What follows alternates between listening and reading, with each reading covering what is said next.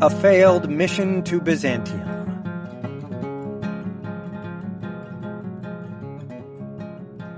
But mark now why he led his army against the Assyrians.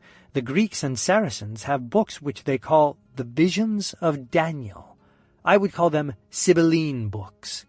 In them is found written how many years each emperor shall live, what things, whether peace or war, are to happen during his reign, whether fortune is to be favorable to the Saracens or the reverse, and so it reads that in the time of this Nicephorus the Assyrians will not be able to resist the Greeks, and that he, Nicephorus, will only live 7 years, and that after his death an emperor shall arise worse than he, only I fear that none such can be found, and more unwarlike, in whose time the Assyrians shall so prevail that they shall bring all the regions as far as Chalcedon, which is not far from Constantinople, under their sway. For both peoples have regard for their favorable seasons, and from one and the same cause the Greeks press on encouraged, and the Saracens in despair make no resistance, awaiting the time when they themselves may press on, and the Greeks in turn may not resist. Hippolytus, indeed, a certain Sicilian bishop, wrote similarly concerning your empire and our people. I call our people, namely, all those who are under your rule, and would that it were true what he prophesied concerning the present times. The other things have hitherto come to pass as he foretold, as I have heard from those who know these books. And of his many sayings I will mention one. For he says that now the saying is to be fulfilled, the lion and his whelp shall together exterminate the wild ass. The interpretation of which is, according to the Greeks, Leo, that is, the emperor of the Romans or Greeks, and his whelp, the king, namely, of the Franks, shall together in these days drive out the wild ass, that is, the African king of the Saracens, which interpretation does not seem to me true, for this reason, that the lion and the whelp, although differing in size, are nevertheless of one nature and species or kind, and, as my knowledge suggests to me, if the lion be the emperor of the Greeks, it is not fitting that the whelp should be the king of the Franks, for although both are men, as the lion and the whelp are both animals, yet they differ in habits as much, I will not say alone as one species from another, but as rational beings from those who have no reason. The whelp differs from the lion only in age. The form is the same, the ferocity the same, the roar the same.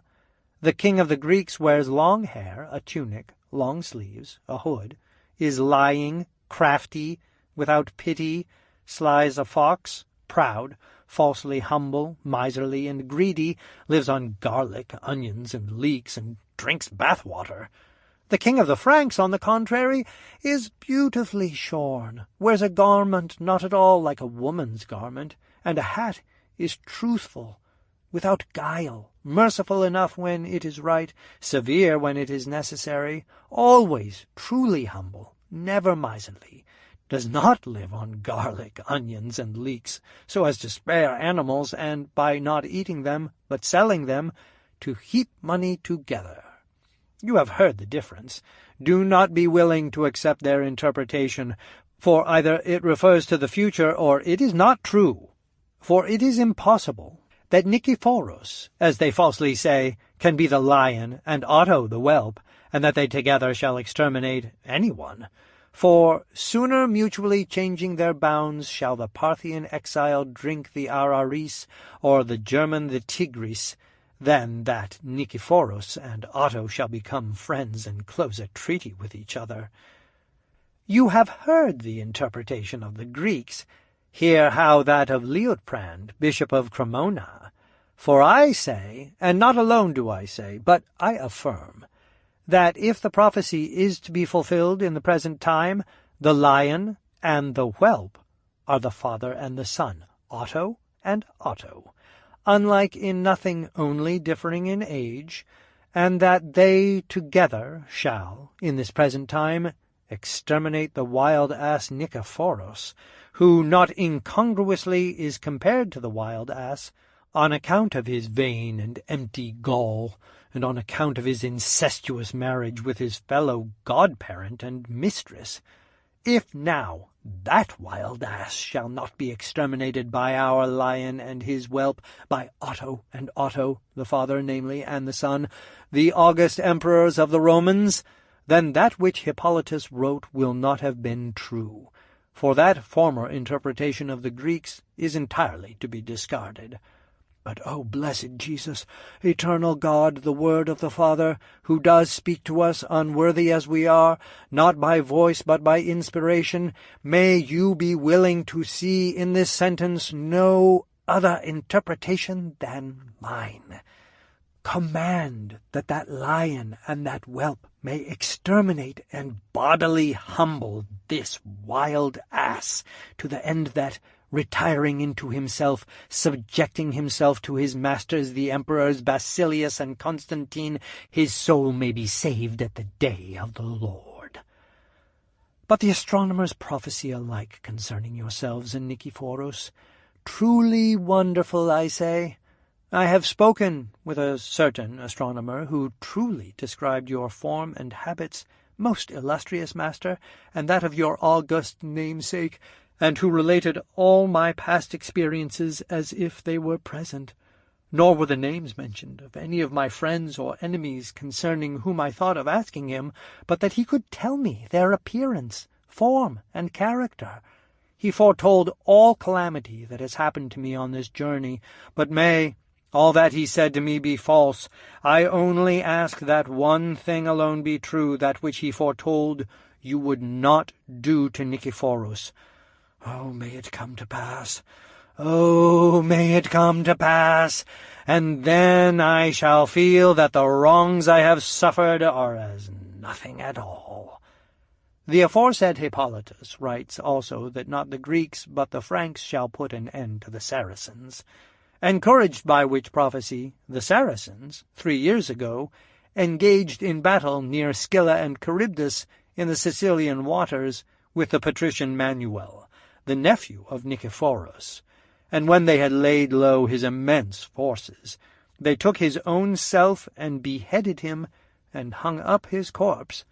And when they had captured his companion and colleague, who was of neither gender, they scorned to kill him, but having bound him and kept him to pine in long imprisonment, they sold him for a price at which no mortals who were sound in their heads would have bought him, and with no less spirit, encouraged by this same prophecy, they shortly after met the general Hexacontes, and when they had put him to flight, they destroyed his army in every way. Another reason also compelled Nicephorus at this time to lead his army against the Assyrians, for at this time, by the will of God, a famine had so laid waste all the lands of the Greeks that not even 2 Pavian sextares could be bought for a piece of gold, and this in the very realm of plenty, as it were.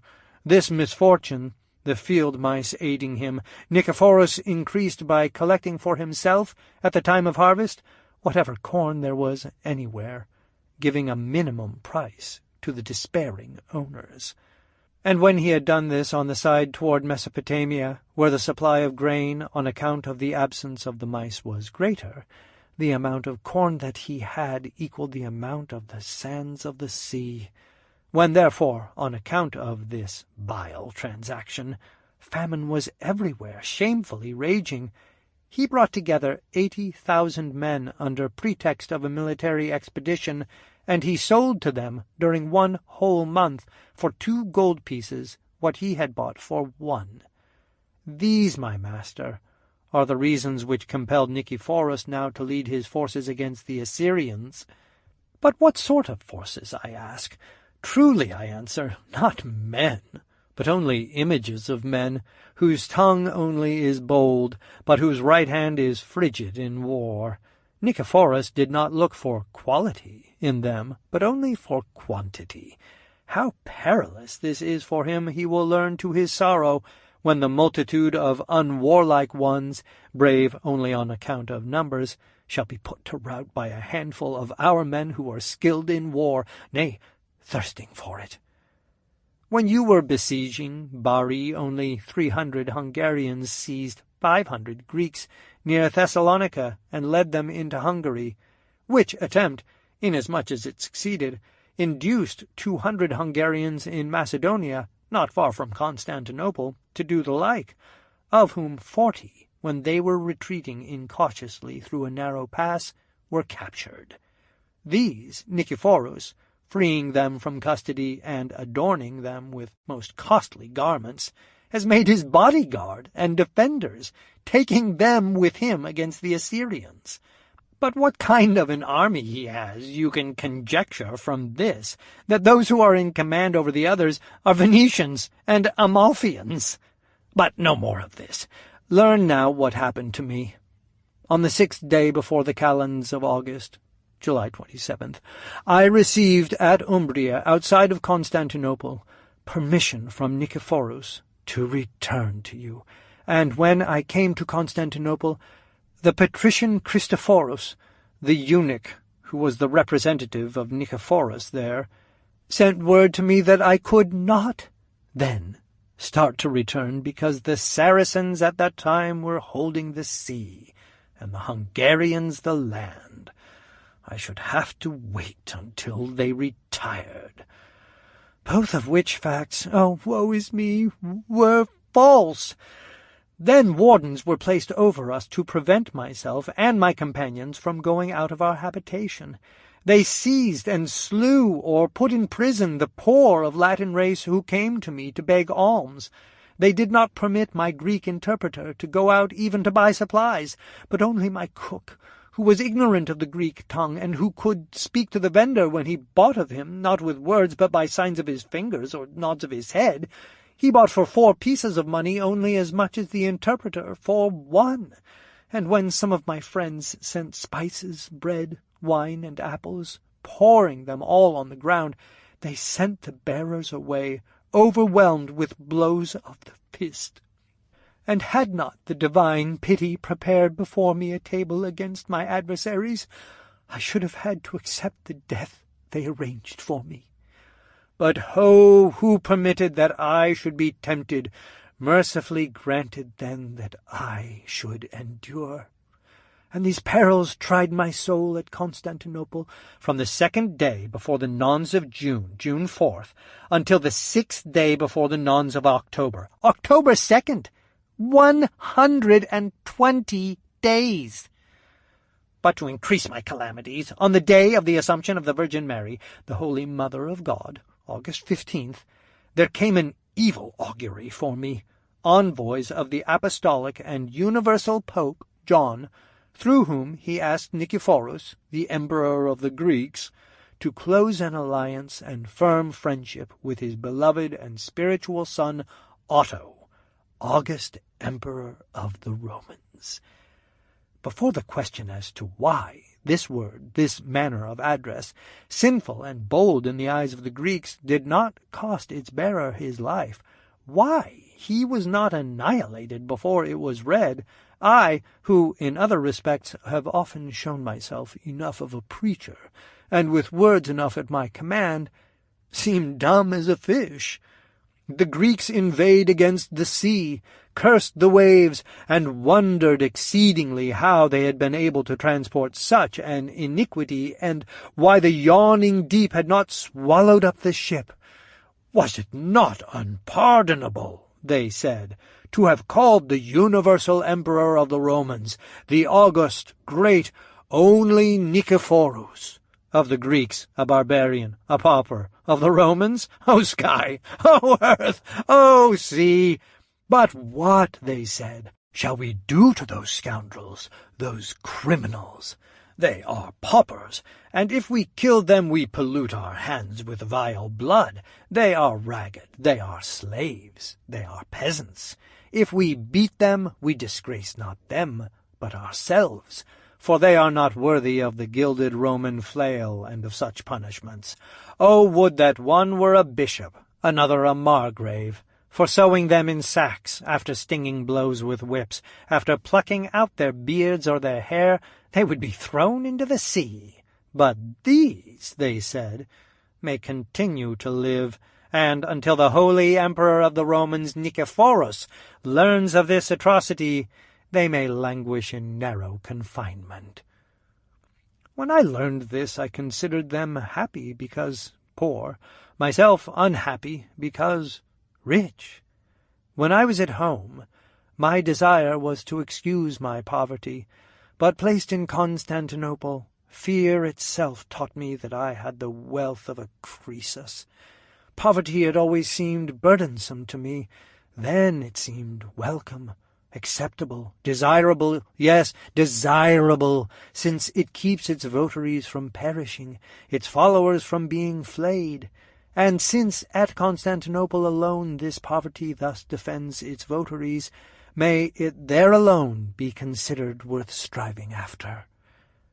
The papal messengers, therefore, being thrown into prison, that offending epistle was sent to Nicephorus in Mesopotamia, whence no one returned to bring an answer until the 2nd day before the Ides of September, September 12th. On that day it came, but its import was concealed from me, and after 2 days, on the 18th day, namely, before the calends of October, September 14th, I brought it about by prayers and gifts, that I might adore the life-giving and salvation-bringing cross.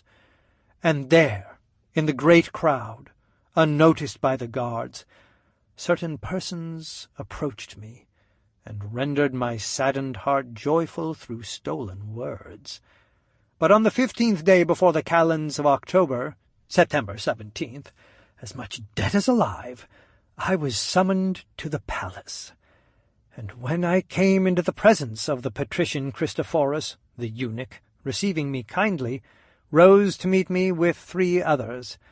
Their discourse began as follows: "The pallor in your face, the emaciation of your whole body, your long hair, and your beard flowing, contrary to your custom, show that there is immense grief in your heart, because the date of your return to your master has been delayed.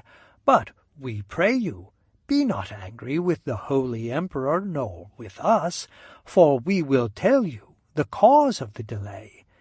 The Roman Pope, if indeed he is to be called Pope, who has held communion and worked together with the son of Alberic the Apostate, with an adulterer and unhallowed person, has sent letters to our most holy emperor, worthy of himself, unworthy of Nicephorus, calling him the emperor of the Greeks, and not of the Romans, which thing beyond a doubt has been done by the advice of your master.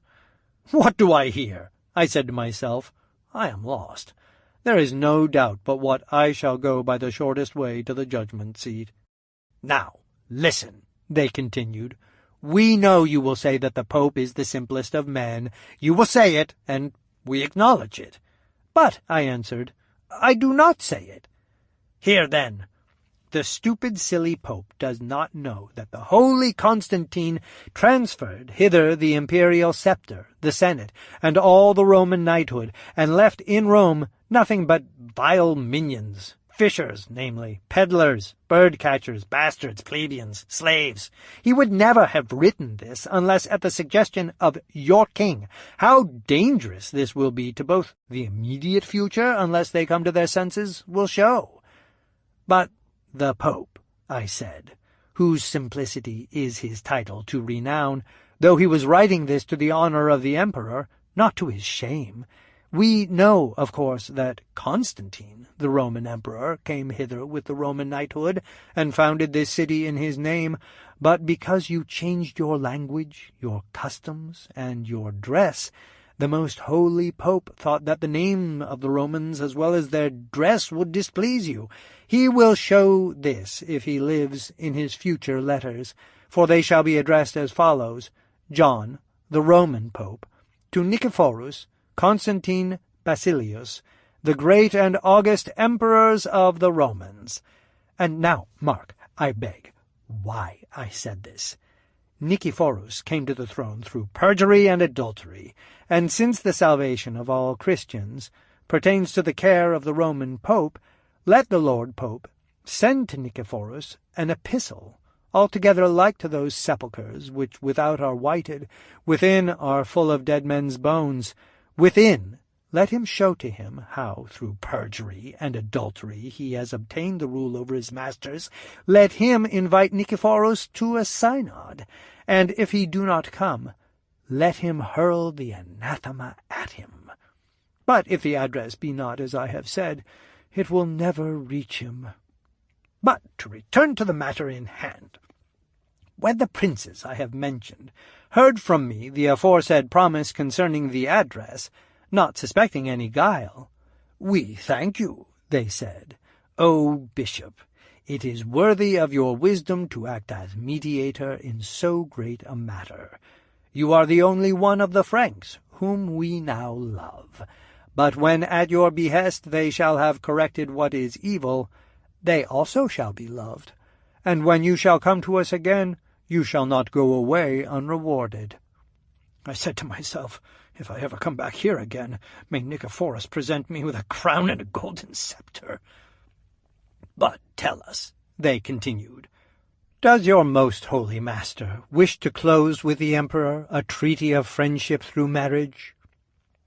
"When I came hither he wished it," I said, "but since, during my long delay, he has received no news, he thinks that you have committed a crime, and that I have been taken and bound, and his whole soul, like that of a lioness bereft of her whelps, is inflamed with a desire through just wrath to take vengeance, and to renounce the marriage, and to pour out his anger onto you."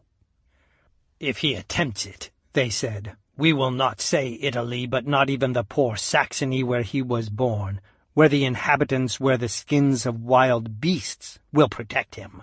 With our money, which gives us our power, we will arouse all the nations against him, and we will break him in pieces like a potter's vessel, which, when broken, cannot be brought into shape again. And as we imagine that all thou in his honour hast bought some costly garments, we order you to bring them before us. What are fit for you shall be marked with a leaden seal and left to you, but those to which are prohibited to all nations except to us Romans shall be taken away and the price returned." When this had been done, they took away from me 5 most costly purple stuffs, considering yourselves and all the Italians, Saxons, Franks, Bavarians, Swabians, nay, all nations, as unworthy to be adorned with such vestments. How unworthy, how shameful it is that these soft, effeminate, long-sleeved, hooded, veiled, lying, neutral-gendered, idle creatures should go clad in purple, while you, heroes, strong men, namely, skilled in war, full of faith and love, reverencing God, full of virtues, may not. What is this, if it be not contumely? But where, I said, is the word of your emperor? Where the imperial promise? For when I said farewell to him, I asked him up to what price he would permit me to buy vestments in honor of my church, and he said, "Buy whatever ones, and as many as you do wish." And in thus designating the quantity and the quality, he clearly did not make a distinction as if he had said, "excepting this and this." Leo, the marshal of the court, his brother, is a witness, and Odysseus, the interpreter, John Romanus, are witnesses. I myself am witness, since even without the interpreter I understood what the emperor said. But, they said, these things are prohibited, and when the emperor spoke as you say he did, he could not imagine that you would even dream of such things as these. For as we surpass other nations in wealth and wisdom, so also we ought to surpass them in dress, so that those who are singularly endowed with virtue should have garments unique in beauty. "Such a garment can hardly be called unique," I answered, "when with us the street-walkers and conjurers wear them." "Where do they get them?" they asked. "From Venetian and Amalfian traders," I said, "who, by bringing them to us, support themselves from the food we give them." "Well, they shall not do so any longer," they said. "They shall be closely examined, and if anything of this kind shall be found on them, they shall be punished with blows and shorn of their hair." "In the time of the Emperor Constantine of blessed memory," I said, "I came here not as bishop, but as deacon, not sent by an emperor or king, but by the Margrave Berengar, and I bought many more and more precious vestments, which were neither looked at nor viewed by the Greeks, nor stamped with lead. Now, having become a bishop by the mercy of God, and being sent by the magnificent emperors Otto and Otto, father and son, I am so insulted that my vestments are marked after the manner of the Venetians, and as they are being transported for the use of the church, entrusted to me, whatever seems of any worth is taken away.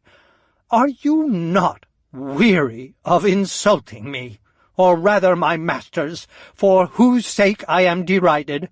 Is it not enough that I am given into custody, that I am tortured by hunger and thirst, that I could not return to them, being detained until now, without, to fill the measure of their disrespect to them, my being robbed of my own things? Take away from me at least only what I have bought. Leave me those things that have been given me as a gift by my friends."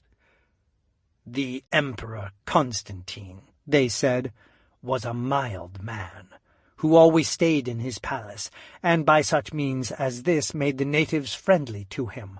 But the Emperor Nicephorus, a man given to war, abhors the palace as if it were the plague, and he is called by us warlike, and almost a lover of strife, nor does he make the nations friendly to him by paying them, but subjects them to his rule by terror and the sword.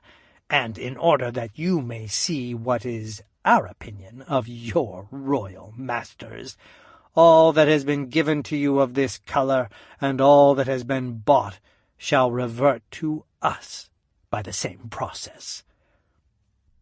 Having done and said these things, they gave to me a letter, written and sealed with gold, to bring to you. But it was not worthy of you, as I thought. They brought also other letters sealed with silver, and said, "We judge it unseemly that your Pope should receive letters from the Emperor, but the Marshal of the court, the Emperor's brother, sends him an epistle which is good enough for him, not through his own poor envoys, but through you, to the effect that, unless he come to his senses, he shall know that he shall be utterly confounded." When I had received this, they let me go, giving me kisses which were very sweet, very loving. But as I went away, they sent me a message right worthy of themselves, but not me, to the effect, namely, that they would give me horses for myself personally, and for my companions, but none for my luggage. And thus, being very much annoyed, as was natural, I had given to my guide as pay objects of the worth of 50 pieces of gold, and as I had no means of retaliating upon Nicephorus for his ill deeds, I wrote these verses on the wall of my hated habitation, and upon a wooden table. "False is Argolian faith, be warned and mistrust it, O Latin. Heed you, and let not your ear be lent to the words that they utter. When it will help him, the Argive will swear by all that is holy, lofty, with windows tall, ornate with varying marble. This dwelling, deficient in water, admits the sun in its confines, fosters the bitterest cold, nor repels the heat when it rages. Liutprand, a bishop, I, from Cremona, a town of Ausonia, hither for love of peace to Constantinople did journey. Here I was kept confined throughout the 4 months of the summer, for before Bari's gates had appeared the Emperor Otto, striving to take the place by flame alike and by slaughter. Thence, by my prayers induced, he hastens to Rome, his own city, Greece, meanwhile, having promised a bride for the son of the victor, oh, had she ne'er been born, and I had been spared this grim journey, safely avoiding the wrath that Nicephorus since has poured on me, he who prohibits his stepchild from wedding the son of my master. Lo, the day is at hand when war, impelled by fierce furies, wildly shall rage o'er earth's limits, should God not see fit to avert it. Peace, which is longed for by all, because of his guilt, will be silent. After writing these verses on the 6th day before the nones of October, October 2nd, at the 10th hour, I entered my boat with my guide, and left that once most rich and flourishing, now half-starved, perjured, lying, wily, greedy, rapacious, avaricious, vainglorious city. And after 49 days of ass-riding, walking, horse-riding, fasting, thirsting, sighing, weeping, groaning, I came to Naupactus, which is a city of Nicopolis, and here my guide deserted me after placing us on 2 small ships, and committing us to 2 imperial messengers who were to bring me by sea to Hydronto. But since their orders did not include the right of levying from the Greek princes, they were everywhere repulsed, so that we were not supported by them, but they by us. How often did I revolve within me that verse of Terence, "They themselves need help, whom you do choose to defend you." On the 9th day before the calends of December, then, November 23rd, we left Naupactus, and I arrived at the river Ophidaris in 2 days, my companions not remaining in the ships which could not hold them, but advancing along the shore. From our position on the river Ophidaris we looked over to Patras, 18 miles distant, on the other shore of the sea, this place of apostolic suffering, which we had visited and adored on our way to Constantinople, we now omitted, I confess my fault, to visit and adore. My unspeakable desire, my august lords and masters, of returning to you, and seeing you, was the cause of this, and if it had not been for this alone, I would, I believe, have forever perished. A storm from the south rose against me, madman that I was, disturbing the sea to its lowest depths with its ragings, and when it had continued to do this for several days and nights, on the day before the calends of December, November 30th, on the very day, namely, of his passion, I recognized that this had happened to me of my own fault. Trouble alone taught me to give ear to its meaning. Famine, indeed, had begun to violently oppress us. The inhabitants of the land thought to kill us, in order to take our goods from us. The sea, to hinder our flight, was raging high. Then, betaking myself to the church, which I saw, weeping and wailing, I said, "O holy Apostle Andrew, I am the servant of your fellow fisherman, brother and fellow apostle, Simon Peter. I have not avoided the place of your suffering, or kept away from it through pride. The command of my emperors, the love of them, urges me to return home. If my sin has moved you to indignation, may the merit of my august masters lead you to mercy. You have nothing to bestow on your brother. Bestow something on the emperors who love your brother by putting their trust in him who knows all things. You know with what labor and exertion, with what vigils, and at what expense, snatching it from the hands of the godless, they have enriched, honored, exalted, and brought back to its proper condition the Roman Church of your brother, the Apostle Peter. But if my works cast me into peril, let their merits at least free me, and let not those whom your aforesaid brother in the faith and in the flesh, Peter, the chief apostle of the apostles, wishes to have rejoice and prosper, be saddened by this, that is, through those whom they themselves had sent. This is not, O my masters and august emperors, this is not flattery. I tell you truly, and I do not sew pillows under my arms. The thing I say is true. After 2 days, through your merits, the sea became calm and so tranquil that when our sailors deserted us, we ourselves sailed the boat to Leucate, 140 miles, namely, suffering no danger or discomfort, except a little at the mouth of the river Acheloi, where its current, running down rapidly, is beaten back against the waves of the sea. How, then, most mighty emperors, will you repay the Lord for all that which, for your sakes, he did to me? I will tell you how God wishes this and demands this to be done, and although he can do it without you, he wishes nevertheless that you shall be his instruments in this matter. For he himself furnishes what shall be offered unto him, keeps what he demands from us, in order to crown his own work. Pay attention, then, I beg.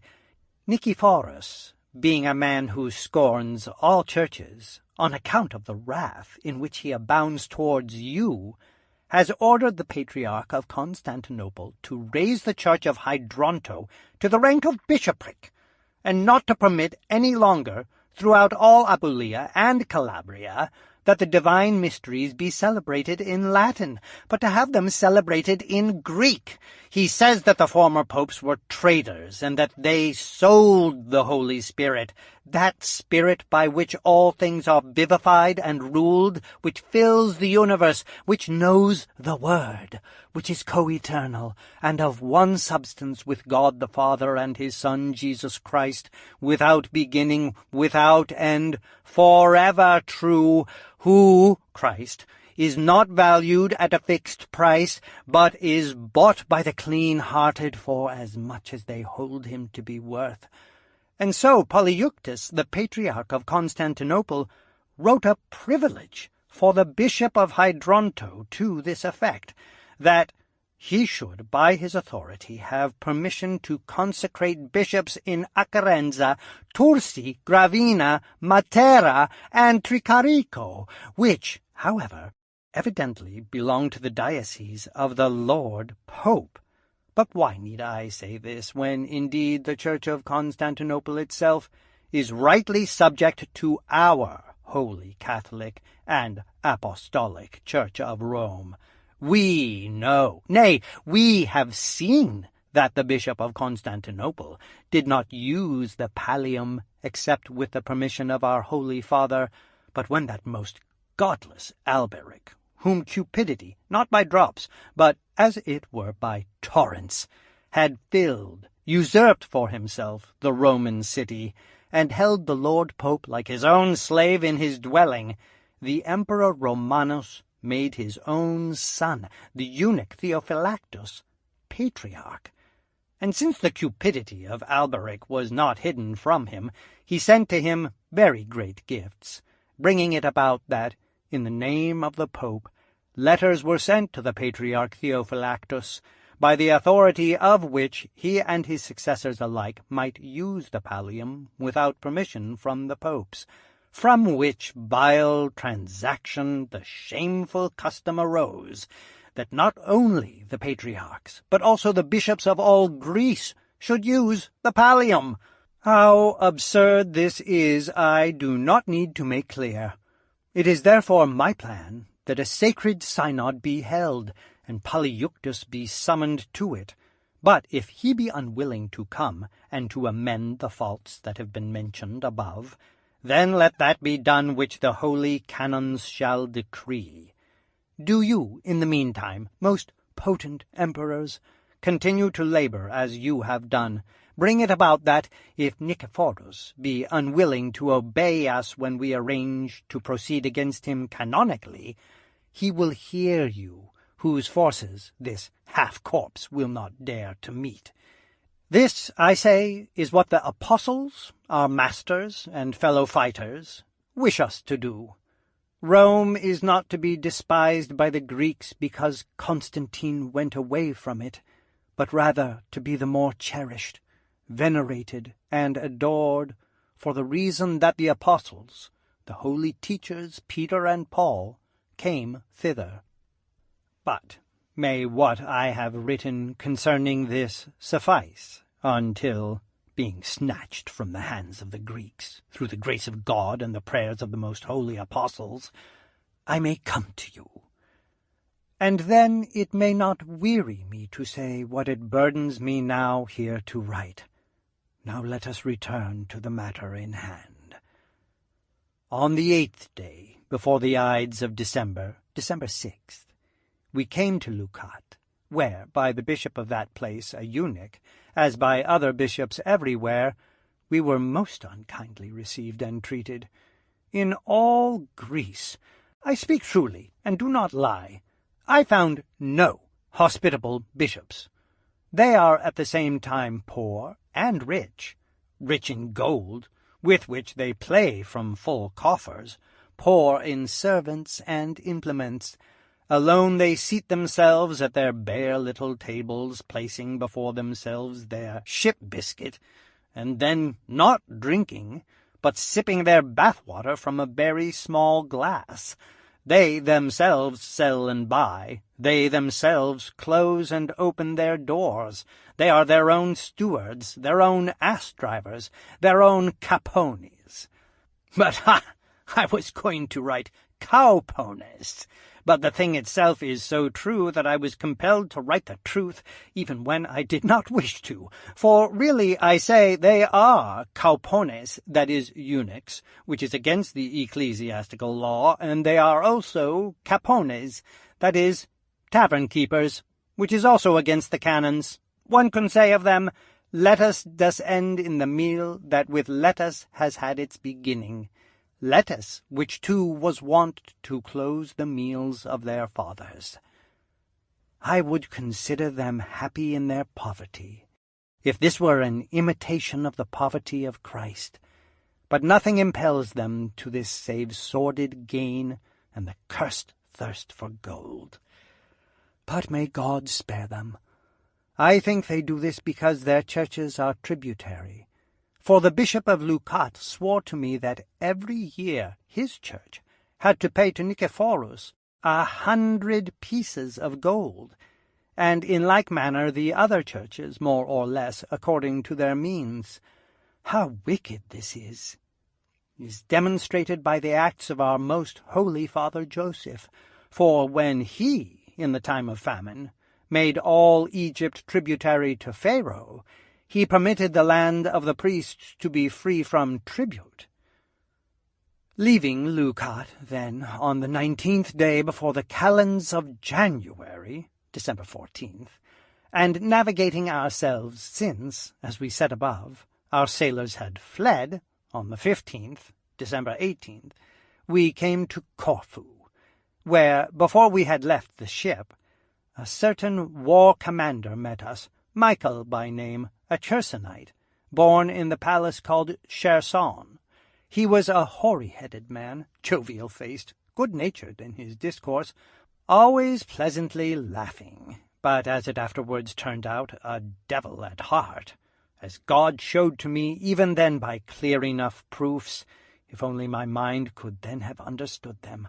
For at the very time when, with a kiss, he was wishing me the peace that he did not bear in his heart, all Corfu, a great island namely, trembled, and not only once but 3 times on the same day did it tremble.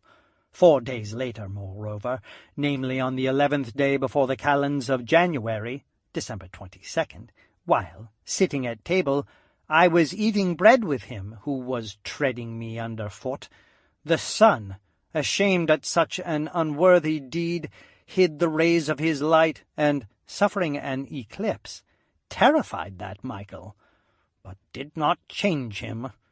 I will explain, then, what I had done to him for the sake of friendship, and what I received from him by way of reward. On my way to Constantinople I gave to his son that most costly shield, oiled and worked with marvellous art, which you, my august masters, gave to me with the other gifts to give to my Greek friends. Now, returning from Constantinople, I gave the father a most precious vestment, for all of which he gave me the following thanks. Nicephorus had written that at whatever hour I should come to him, without delay he should place me on a Greek ship and send me to the chamberlain Leo. He did not do this, but detained me 20 days, and nourished me not at his own, but at my expense, until an envoy came from the aforesaid chamberlain Leo, who rated him for delaying me.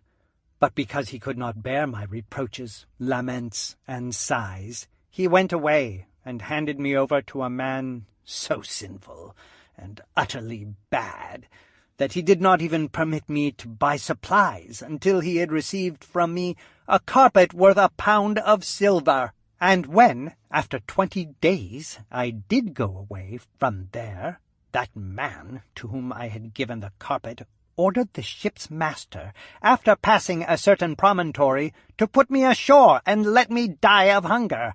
This he did because he had searched my baggage to see if I had any purple vestments concealed, and when he had wanted to take one, I had prevented him. Oh, you Michaels, where have I ever found so many of you and such ones?